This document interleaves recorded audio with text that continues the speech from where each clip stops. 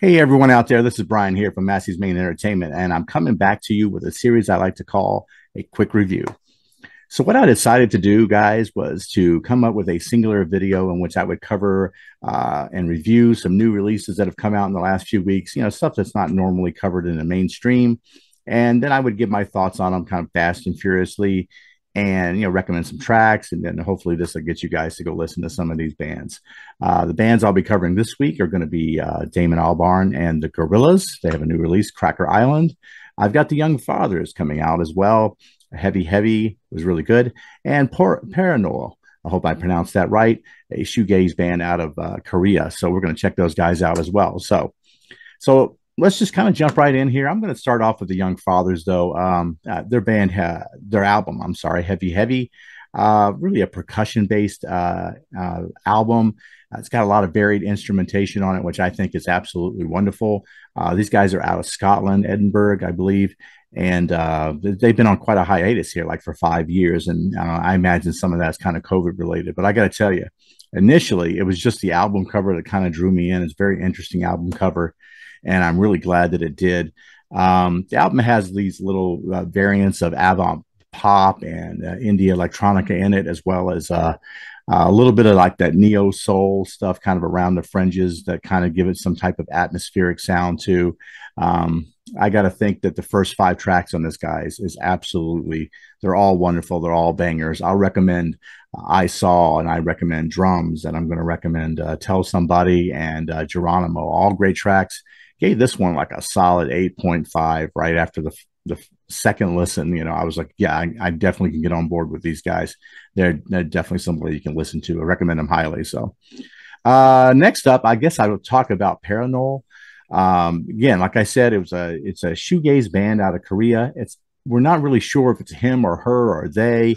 The album is called After the Magic. He goes by several other names as well, like Last Star and My Dream Fever.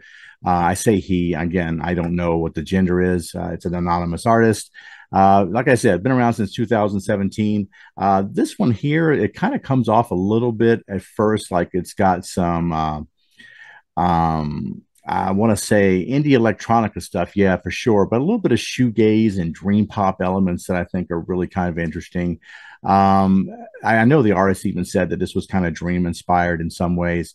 And it's really powerful. It's one of those ones that requires multiple listens. I've already gone back and listened to it twice. Then I start picking out tracks that I definitely want to listen to as well. But different. If you like a band like Godspeed You, Black Emperor, you're going to really vibe on Parannoul. I have a feeling.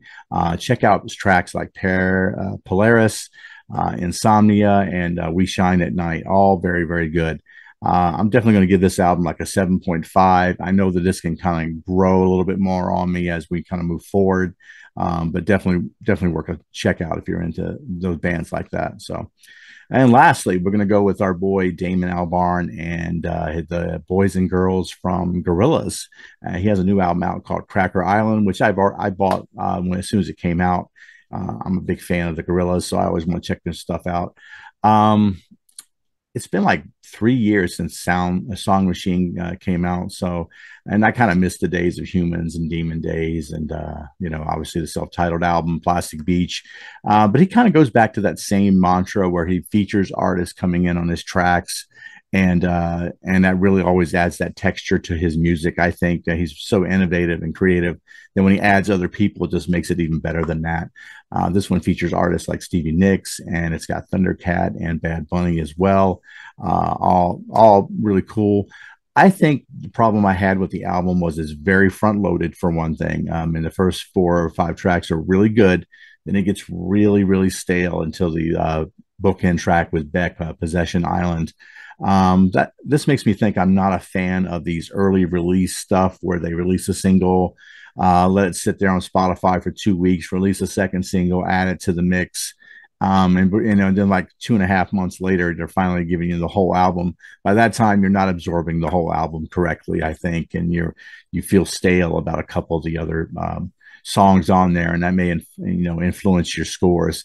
I will recommend New Gold though with Tom Impala, and Stevie Nicks has a song with him called Oil.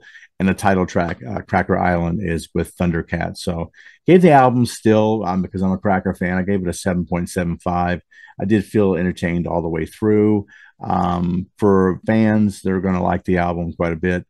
For those who are not really into the Gorillaz, I wouldn't recommend this album first. Maybe Plastic Beach or their self-titled debut album might be more along your lines. So that's all I got for this week, guys. I hope to be doing this as a regular series, and I hope you guys keep watching. I really appreciate anybody who tunes into my channel and helps me out in any way. So you guys take care.